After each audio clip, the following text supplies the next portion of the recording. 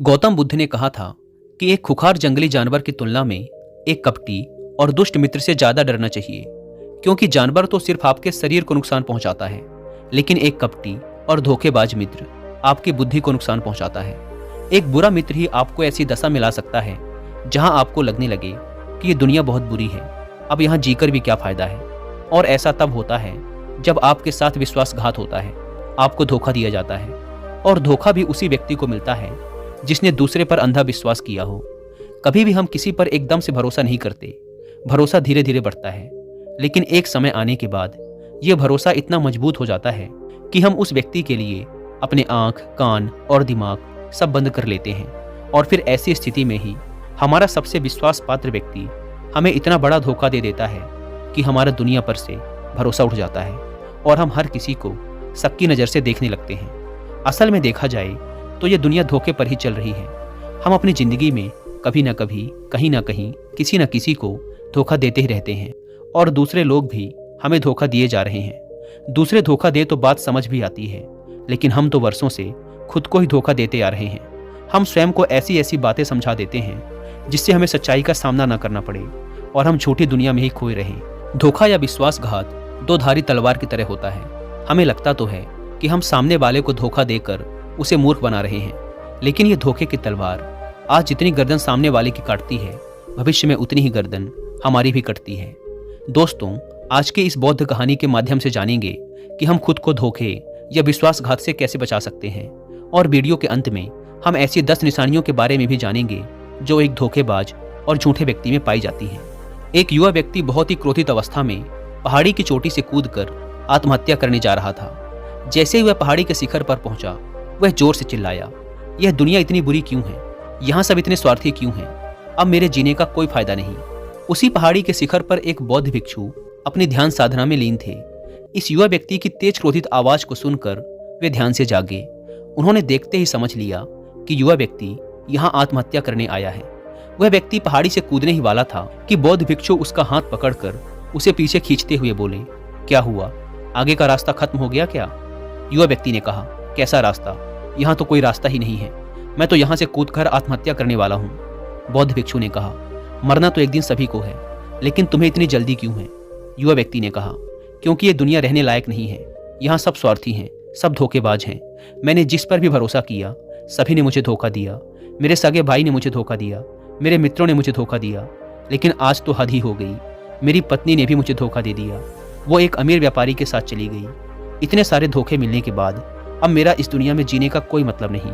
इस स्वार्थी दुनिया में कोई भी भरोसे के लायक नहीं, इसीलिए मैं आत्महत्या करने जा रहा हूँ। बौद्ध भिक्षु ने कहा, क्या तुम स्वार्थी नहीं हो? क्या तुम पर भरोसा किया जा सकता है? व्यक्ति ने कहा, मैंने आज तक किसी को धोखा नहीं दिया, किसी के साथ विश्वासघात नहीं किया। आप चाहो तो मेरे गांव में जाकर भी पूछ सकते हो। लोग ही अक्सर मेरा फायदा उठाते रहते हैं, लेकिन मैंने आज तक किसी के साथ बुरा नहीं किया। बौद्ध भिक्षु ने कहा, मैं तुम पर भरोसा नहीं कर सकता। तुम्हें मुझे ये सिद्ध करके दिखाना पड़ेगा कि तुम एक स्वार्थी व्यक्ति नहीं हो। व्यक्ति ने पूछा, ये सिद्ध करने के लिए मुझे क्या करना पड़ेगा? भिक्षु ने कहा, तुम्हें अगले 1 साल तक मेरे साथ मेरे आश्रम में रहना पड़ेगा। तब जाकर मैं जान पाऊंगा कि तुम एक ईमानदार व्यक्ति हो या फिर तुम भी दूसरों की ही तरह स्वार्थी और धोखेबाज हो। व्यक्ति ने कहा, ठीक है, मैं आपके साथ आपके आश्रम में 1 साल तक रहूंगा और खुद को सिद्ध करके दिखाऊंगा। बौद्ध भिक्षु उस युवा व्यक्ति को अपने साथ अपने आश्रम में ले आए और उसे अपना शिष्य बना लिया। अगले दिन सुबह होते ही बौद्ध भिक्षु ने उस नए शिष्य को अपने पास बुलाया और कहा, मुझे तुम पर भरोसा तो नहीं है, लेकिन फिर भी तुम जाओ और भिक्षा मांग कर लाओ। तब तक मैं तुम्हारे दूसरे गुरु भाइयों को शिक्षा देता हूँ। उस युवा शिष्य ने गुरु को प्रणाम किया और भिक्षा मांगने के लिए चल पड़ा। उसने आज से पहले कभी भिक्षा नहीं मांगी थी, इसीलिए उसे भिक्षा मांगने में बड़ी तकलीफ हो रही थी। उसके मुंह से भिक्षा के लिए शब्द नहीं निकल रहे थे। उसका अहंकार उसे भिक्षा मांगने से रोक रहा था, लेकिन उसके अंदर एक अहंकार और उमड़ रहा था, गुरु को गलत सिद्ध करने का अहंकार। इसलिए उसने भिक्षा मांगी और उस भिक्षा को लेकर वापस गुरु के पास पहुंचा। उसके हाथ में भिक्षा देखकर गुरु ने कहा, तुम कुछ तो भरोसे के लायक हो। मुझे लगा था कि तुम भिक्षा नहीं मांग पाओगे, लेकिन तुमने मुझे गलत सिद्ध कर दिया। आओ मेरे साथ मेरी कुटिया में चलते हैं, वहां मैं तुम्हें कुछ दिखाना चाहता हूँ। गुरु उस शिष्य को अपने साथ अपनी कुटिया में ले गए। वहां कुटिया में ऊपर एक मटकी लटक रही थी। गुरु ने मटकी की ओर इशारा करते हुए कहा, उस मटकी को देख रहे हो? उसमें जहर रखा हुआ है, और जहर भी ऐसा है कि अगर किसी को दे दो तो व्यक्ति बड़े आराम से मर सकता है और किसी को पता भी नहीं चलेगा। कि उसकी मौत कैसे हुई। युवा शिष्य ने कहा, लेकिन गुरुदेव, आप ऐसा मुझे क्यों बता रहे हैं? बौद्ध भिक्षु ने कहा, मैं बस तुम्हें सावधान कर रहा हूँ कि कभी इसे गलती से खा मत लेना। कुछ दिनों बाद गुरु अपने शिष्यों के साथ एक जंगल से गुजर रहे थे। तभी कुछ जंगली लुटेरों ने अचानक उन पर हमला कर दिया। सभी शिष्य अपनी अपनी जान बचाकर इधर उधर भागने लगे, लेकिन ज्यादा उम्र होने की वजह से गुरु नहीं भाग पा रहे थे। यह बात उस युवा शिष्य ने अनुभव की और वह बहादुरी का प्रदर्शन करते हुए अपने गुरु को डाकुओं से बचाकर आश्रम तक सुरक्षित ले आया। आश्रम पहुंचकर गुरु ने उस शिष्य की सभी के सामने बहुत प्रशंसा की और कहा, तुम सभी लोगों से अच्छा तो मेरा यह नया शिष्य है, जिसने अपनी जान पर खेलकर मेरी जान बचाई और मुझे सुरक्षित यहाँ तक ले आया। आज से मुझे इस पर पूरा भरोसा है। उस दिन के बाद से हर सुबह जब भी गुरु उस शिष्य से मिलते तो उससे एक बात जरूर कहते, मुझे तुम पर पूरा भरोसा है। धीरे धीरे गुरु का उस शिष्य पर भरोसा बढ़ता चला गया और वह इतना बढ़ गया कि गुरु ने एक दिन शिष्य को अपने पास बुलाया और कहा, मेरा कोई पुत्र नहीं है, लेकिन तुम मेरे पुत्र जैसे ही हो। अब मेरी उम्र हो चुकी है, मैं बूढ़ा हो गया हूँ, इसीलिए मैं चाहता हूँ कि मेरी मृत्यु के बाद इस आश्रम की बागडोर तुम अपने हाथों में ले लो। शिष्य ने कहा, गुरुदेव, अगर आपकी यही इच्छा है तो मैं आपकी खुशी के लिए ये जिम्मेदारी भी उठाऊंगा। इतना कहकर शिष्य वहां से चला गया। कुछ दिनों बाद गुरु बीमार पड़ गए तो उन्होंने आश्रम के सभी शिष्यों को बुलाकर यह घोषणा कर दी कि मेरे बाद इस आश्रम का संचालन ये युवा शिष्य करेगा। धीरे धीरे दिन बीतने लगे और उस युवा शिष्य के मन की बेचैनी बढ़ने लगी। वो जल्द से जल्द आश्रम को अपने कब्जे में लेना चाहता था। वो हर सुबह गुरु के पास जाकर यही देखता कि गुरु के स्वास्थ्य में कोई प्रभाव पड़ा या नहीं, लेकिन गुरु का स्वास्थ्य तो दिन प्रतिदिन अच्छा होता जा रहा था। अब तो उसके सब्र का बाण भी टूटने लगा।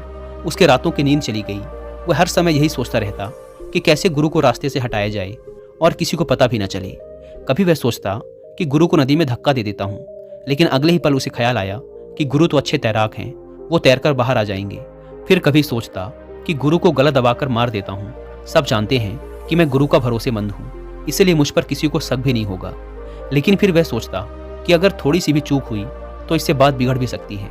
मुझे कोई ऐसा तरीका ढूंढना होगा जिसमें गुरु की मौत भी हो जाए और सभी को यही लगे कि यह एक स्वाभाविक मृत्यु थी और भगवान को यही मंजूर था। एक दिन वह युवा शिष्य गुरु के पास उनकी कुटिया में बैठा हुआ था। तभी उसकी नजर ऊपर लटक रही मटकी पर पड़ी। उसे याद आया कि गुरु ने कहा था इसमें जहर है, और जहर भी ऐसा है जिसका किसी को पता नहीं चलता। उसने सोचा कि यही सही रहेगा, ये जहर गुरु को दे देता हूँ और किसी को पता भी नहीं चलेगा कि उनकी मृत्यु कैसे हुई। फिर पूरे आश्रम पर सिर्फ मेरा नियंत्रण होगा। अगले दिन उसने चुपके से गुरु की कुटिया से वो जहर चुरा लिया और उसे गुरु के खाने में मिला दिया। गुरु ने वह खाना खा लिया और रात में सोने चले गए। लेकिन जब सुबह हुई तो पूरा आश्रम जागा, पर गुरु नहीं जागे। शिष्यों ने गुरु की कुटिया में जाकर देखा तो पता चला कि गुरु की तो मृत्यु हो गई है। जब यह बात उस युवा शिष्य को पता चली तो वह अंदर ही अंदर बहुत खुश हो गया और आश्रम को अपने नियंत्रण में लेने का काम शुरू कर दिया। उसी आश्रम में गुरु का एक सबसे पुराना शिष्य भी था। वह चुपचाप यह सारी घटना देख रहा था। वह अपनी कुटिया में गया और वहां से एक औषधि ले आया और वह औषधि गुरु को पिला दी। थोड़ी ही देर में गुरु की चेतना लौट आई और वह एकदम स्वस्थ होकर बैठ गए। यह सब देखकर उस युवा शिष्य के पैरों तले जमीन खिसक गई। वह बुरी तरह घबरा गया। गुरु ने बाकी के सभी शिष्यों को अपने अपने कामों में वापस भेज दिया और उस युवा शिष्य को अपने पास बुलाकर कहा, क्या तुम अभी भी विश्वास करने के लायक हो? क्या तुमने मुझे धोखा नहीं दिया? क्या तुम स्वार्थी नहीं हो? वह शिष्य गुरु के चरणों में गिर पड़ा और बोला, पता नहीं ये अपराध मुझसे कैसे हो गया। मैंने आज से पहले तो कभी किसी को धोखा नहीं दिया था। लोग ही मुझे धोखा देते आए हैं, लेकिन पता नहीं क्यों और कैसे मैंने आज आपको धोखा दे दिया। गुरु ने कहा, तुम मुझे धोखा दे ही नहीं सकते थे, क्योंकि मैंने तुम पर कभी भरोसा किया ही नहीं था। मैं किसी भी इंसान पर भरोसा नहीं करता। मैं केवल उसी पर भरोसा करता हूँ जो मैं अपनी आंखों से देखता हूँ। और मुझे तुम्हारे अंदर लालच दिखाई दे रहा था, और ये लालच भी मैंने ही तुम्हें जानबूझकर दिया था, क्योंकि कोई भी व्यक्ति केवल 3 कारणों से ही किसी के साथ विश्वासघात करता है। पहला स्वार्थ, दूसरा लालच और तीसरा ईर्ष्या। दोस्तों, यहाँ पर मैं आपको कुकू एफएम पर एक ऑडियो बुक रिकमेंड करूंगा जिसका नाम है दोगलापन, जिसे लिखा है भारत पे के फाउंडर और शार्क टैंक के सबसे फेमस जज असनीर ग्रोवर ने। इस ऑडियो बुक में आप सीखेंगे कि किसी पर भी अंधा विश्वास करना कितना भारी पड़ सकता है। असनीर ने अपने दोस्तों पर अंधा विश्वास किया, जिसका परिणाम ये हुआ कि उन्हें उनकी ही बनाई कंपनी भारत पे से बड़ी ही चालाकी से निकाल दिया गया। इस ऑडियो बुक को पूरा सुनकर आप असनीर ग्रोवर की लाइफ और उनके द्वारा की गई गलतियों से बहुत कुछ सीख कर उसे अपनी लाइफ में अप्लाई कर सकते हैं। मैंने भी अभी रिसेंटली ही इस ऑडियो बुक को सुनकर फिनिश किया है। 3 बातें जो मैंने इस ऑडियो बुक से सीखी हैं। पहली बात, किसी पर भी आंख बंद करके भरोसा नहीं करना है, और ऐसा काम या बिजनेस जिसको आपने बड़ी मेहनत करके खड़ा किया है उसका अल्टीमेट कंट्रोल अपने पास ही रखना है। दूसरी बात, हमेशा अपने से बड़े लोगों की संगत में रहिए और बड़ी बड़ी व नई जगहों में घूमने जाइए। असनीर दिल्ली के निवासी हैं। जब तक दिल्ली में थे लगता था यही सबसे बड़ी जगह है, लेकिन जब यूएस, कनाडा, फ्रांस जैसी जगहों में घूमने गए फिर उनका पूरा नजरिया ही बदल गया। और तीसरी बात, अपने परिवार को कभी नजरअंदाज नहीं करना है, क्योंकि सबसे मुश्किल वक्त में केवल परिवार ही साथ खड़ा रहता है। इस किताब में सीखने लायक ऐसे ही और भी बहुत से इंपॉर्टेंट लाइफ लेसन्स हैं जिन्हें आप इस ऑडियो बुक को पूरा सुनकर सीख सकते हैं। और जिन्हें कुक एफएम के बारे में नहीं पता, यह इंडिया का सबसे बड़ा ऑडियो शो प्लेटफॉर्म है जहां पर आप 10,000 से ज़्यादा ऑडियो शोज को सुन सकते हैं, वो भी अपनी मनपसंद लैंग्वेज में। वैसे इस प्लेटफॉर्म का मंथली सब्सक्रिप्शन पड़ता है 99 रुपीज़ का, लेकिन अगर आप यूज़ करते हैं कूपन कोड WI50 तो आपको इसके फर्स्ट मंथ के सब्सक्रिप्शन पर मिलेगा 50% का डिस्काउंट, यानी आपको पड़ेगा 99 की बजाय सिर्फ 49 रुपीज़ का। ऐप को डाउनलोड करने की link description and first comment पर मिल जाएगी। आइए कहानी पर वापस लौटते हैं। उस युवा भिक्षु ने गुरु से पूछा, लेकिन गुरुदेव, मैं खुद को इस स्वार्थ, लालच और ईर्ष्या से कैसे मुक्त रख सकता हूँ? गुरु ने कहा, खुद को पढ़ो, खुद को जानो, खुद के भीतर उतरने का प्रयास करो। इंसान के भीतर बड़ी संभावना है, वह खुद को कुछ भी बना सकता है, वह कुछ भी हो सकता है।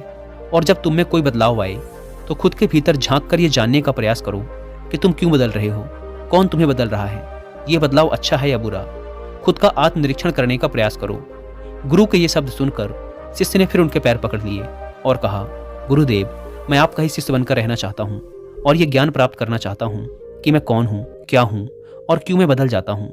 गुरु ने कहा, हमारे आसपास ऐसे बहुत से लोग हैं और ऐसे बहुत से लोग हुए हैं जो इस बात की मिसाल हैं कि उन्होंने अपने स्वार्थ, लालच और ईर्ष्या के बस में आकर कभी भी किसी को धोखा नहीं दिया, किसी के भी साथ विश्वासघात नहीं किया। धोखा इंसान तभी देता है जब उसे लगता है कि जो वो कर रहा है उसे कोई देख नहीं रहा और भविष्य में भी किसी को उसका पता नहीं चलेगा और जो वो कर रहा है वही सही है। हालांकि पकड़े जाने के बाद खुद को बचाने के लिए वो तर्क और दे देता है कि मैं तो कुछ कर ही नहीं सकता था, मेरे पास यही आखिरी रास्ता बचा था, मैं मजबूर था। लेकिन हर धोखे के पीछे की सच्चाई यही है कि व्यक्ति उसे जानबूझकर अपने फायदे के लिए करता है। गुरु ने शिष्य की आंखों में देखते हुए कहा, याद रहे, हम जब भी किसी को धोखा देते हैं तो हम उसकी आंतरिक चेतना को ठेस पहुंचाते हैं और वह इतनी बुरी तरह आहत हो जाता है कि उसका किसी पर भरोसा नहीं रह जाता और वह अंदर से बहुत दुखी और खुद को बड़ा अकेला महसूस करने लगता है। इसीलिए अगर तुम चाहते हो कि तुम्हें कोई धोखा न दे पाए तो अपनी आंख, कान और दिमाग को खुला रखो। लोगों पर भरोसा तो करो, लेकिन इतना भी भरोसा मत करो कि वो तुम्हारा फायदा उठाने लग जाएं। हमेशा अपने सबसे महत्वपूर्ण कामों का नियंत्रण अपने हाथ में रखो और कभी भी अपने जीवन की बागडोर किसी दूसरे के हाथों में मत दो। और बीच बीच में खुद की भी जांच पड़ताल करते रहो कि जिस धोखे से तुम बचना चाहते हो कहीं वैसा ही धोखा तुम तो किसी दूसरे के साथ नहीं कर रहे हो। और अगर फिर भी तुम्हें कोई धोखा दे तो निराश मत होना, क्योंकि हर एक धोखा इंसान को कुछ न कुछ सिखा कर ही जाता है। धोखा खाने के बाद इंसान पहले से भी कहीं ज़्यादा सतर्क और समझदार हो जाता है। इसीलिए सिर्फ एक धोखे की वजह से खुद की जिंदगी को बर्बाद मत करो और इसे एक सीख समझकर आगे बढ़ जाओ। गुरु ने कहा, ये 10 निशानियां हैं एक धोखेबाज इंसान की, एक चालाक इंसान की, जो तुम्हें धोखा दे सकता है, तुम्हारे मन की शांति तक छीन सकता है और तुम्हें निराशा के गहरे सागर में डुबोकर तुम्हारी जिंदगी तक खत्म कर सकता है। पहली निशानी, जो इंसान धोखेबाज होगा, झूठा होगा, वो तुमसे सब कुछ छुपाएगा। तुम्हें उसके बारे में दूसरे लोगों से पता चलेगा और जब तुम पूछोगे तो बोलेगा कि बताना ही भूल गया। उसके साथ बहुत लंबा वक्त बिताने के बाद भी तुम्हें उसके बारे में कुछ खास पता नहीं होगा कि वो तुम्हारे बारे में सोचता क्या है, उसके जीवन में क्या चल रहा है। तुम हमेशा उसके बारे में दुविधा में ही रहोगे, क्योंकि वो तुमसे हर एक बात छुपाएगा, क्योंकि वो एक सच्चा इंसान है ही नहीं। एक सच्चे इंसान को कोई परेशानी नहीं होती अपने बारे में बताने में, वो लगभग हर एक बात तुम्हारे साथ साझा कर लेता है। लेकिन जो धोखेबाज होगा वो बड़ी सावधानी से चलता है। तो ये बात हमें गौर करनी चाहिए कि जिस इंसान के साथ हम रिश्ते में हैं, जिसे हम अपनी ज़िंदगी सौंपने वाले हैं, जिसके साथ हम प्रेम का, विश्वास का सौदा करने वाले हैं, क्या वो अपनी पूरी ज़िंदगी हमारे साथ एक खुली किताब की तरह साझा करता है या नहीं, या वो हमसे चीज़ें छुपाता है। अगर वो छुपाता है तो वो इंसान एक बहुत बड़ा धोखेबाज है। दूसरी निशानी, जो इंसान धोखेबाज होता है और जिसका हमसे सच्चा प्रेम नहीं होता, उसे हमारी परवाह कभी नहीं होती। हम चाहे उसकी कितनी ही परवाह कर लें, कुछ भी कर दें उसके लिए, लेकिन उसे जरा सी भी परवाह नहीं होगी। और ऐसा एक बार नहीं, बार बार देखने को मिलेगा। लेकिन हम इसे देख कर भी अनदेखा कर देते हैं, ये हमारी गलती है। हम अपने मोह के चलते सच आंखों के सामने होते हुए भी उसे देख नहीं पाते, ये हमारी कमी है। अगर हम थोड़ा होशपूर्वक देखने का प्रयास करें तो हमें पता चलेगा कि उसे हमारी कोई परवाह नहीं। तीसरी निशानी, जो इंसान धोखेबाज होता है वो बहुत बड़ा झूठा भी होता है। उसकी खुद की बातें ही खुद से मेल नहीं खाती, उसकी जुबान बार बार बदलती रहती है, वह अपनी ही बातों पर खरा नहीं उतरता, लेकिन हम उसकी झूठी सच्ची बातों पर फंस जाते हैं, इसीलिए हम उसे पहचान नहीं पाते। चौथी निशानी, एक धोखेबाज व्यक्ति हमारे सामने तो हमारी चापलूसी और झूठी प्रशंसा कर लेगा, लेकिन वो कभी भी हमारे पीठ पीछे या दूसरों से हमारी प्रशंसा नहीं करेगा और हमें इज्जत नहीं देगा। हम चाहे उसके लिए मर ही क्यों न जाएं, लेकिन वो कभी भी हमारी प्रशंसा नहीं करेगा और हमें उतनी अहमियत कभी नहीं देगा जितनी हम उसे अपनी ज़िंदगी में देते हैं, क्योंकि वो एक दिन हमें धोखा देने वाला है। तो हमें बहुत बड़ा धोखा मिले, इससे अच्छा है कि हम पहले ही सावधान हो जाएं। पांचवी निशानी, वो क्या कहते हैं उस पर ध्यान मत दो, बल्कि वो तुम्हारे साथ क्या करते हैं उस पर ध्यान दो, क्योंकि बातें कहना बड़ा आसान है लेकिन करना बड़ा मुश्किल। पर अधिकतर लोग इन्हीं बातों पर आकर फंस जाते हैं। इसीलिए चाहे वो तुमसे कितनी ही बातें करें, कितने ही वादे करें, लेकिन जब तक वो उन्हें करके ना दिखाएं, भरोसा मत करना। छठी निशानी, ये अक्सर प्रेम संबंधों में देखने को मिलती है कि एक धोखेबाज व्यक्ति अपने से प्रेम करने वाले को ऐसे लेता है कि सामने वाला हमेशा उसके लिए उपलब्ध रहने वाला है, वो कहीं नहीं जाने वाला, यहीं पड़ा रहेगा उसके लिए। वो ना इज्जत देता है और ना ही सम्मान, और अगर उनसे सम्मान की भीख मांगी जाए तो वो और बेइज्जत करते हैं।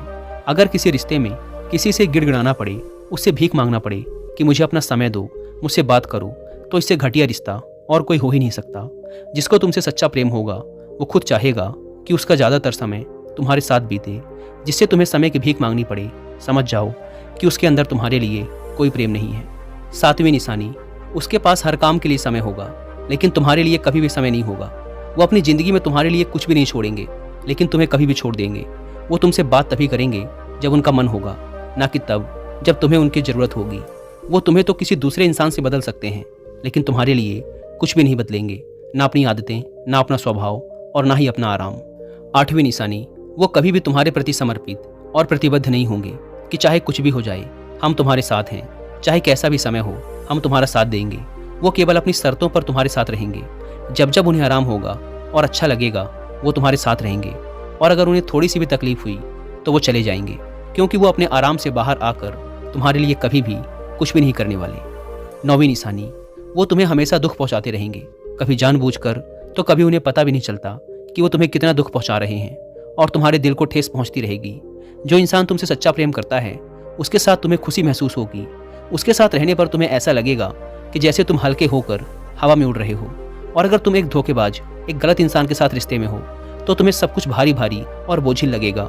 ऐसा लगेगा जैसे कुछ ठीक नहीं हो रहा। तुम्हारे अंदर से ये आवाज़ आएगी कि ये रिश्ता ठीक नहीं है तुम्हारे लिए, पर अगर तुम उसे सुनकर भी अनसुना कर देते हो तो ये तुम्हारी गलती है।